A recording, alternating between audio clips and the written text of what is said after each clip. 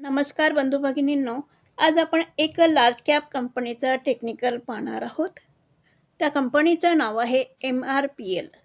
या कंपनीचा फंडामेंटल आणि टेक्निकल मागील व्हिडिओमध्ये मी सांगितलेलं आहे आणि या ठिकाणी एक ट्रायंगल तयार झालेले आहे हे मी सांगितलेले होते आणि या टेक्निकलवर एक शॉर्ट पण मी बनवलेला आहे, पण तो 4 जून अगोदर बनवलेला होता।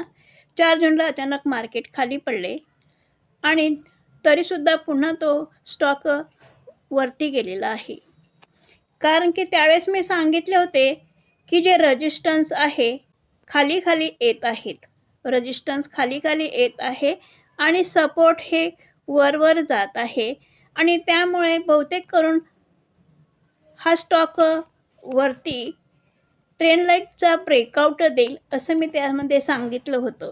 आणि बघा, आज सुद्धा या ठिकाणी एक ट्रायंगल तयार झालेलं आहे आणि या ट्रायंगलचा ब्रेकआउट हा स्टॉक देत आहे।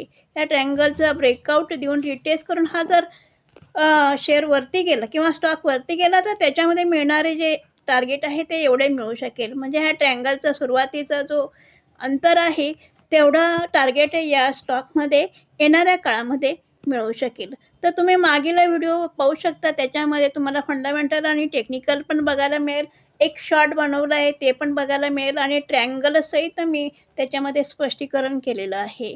तर अशा पद्धतीने हा स्टॉक आता आपल्या ब्रेकआउटच्या तयारीत आहे, म्हणजे तो आता आपली जी ट्रेंड लाईन आहे त्या ट्रेंड लाईनचा ब्रेकआउट देत आहे। बघा, ट्रेंड लाईनच्या बाहेर आलेला आहे आणि ट्रेंड लाईनला रिटेस्ट करून हा वरती जाणार आणि वरती जर गेला तर त्याच्यामध्ये एवढे टार्गेट मिळू शकते, जे ट्रायंगलचं सुरुवातीचं अंतर आहे तेवढे टार्गेट त्याच्यामध्ये मिळू शकते।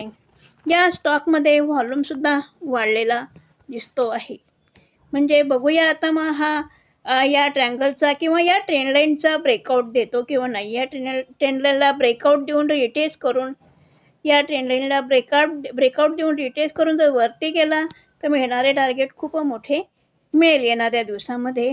पाहूया काय होतं ते।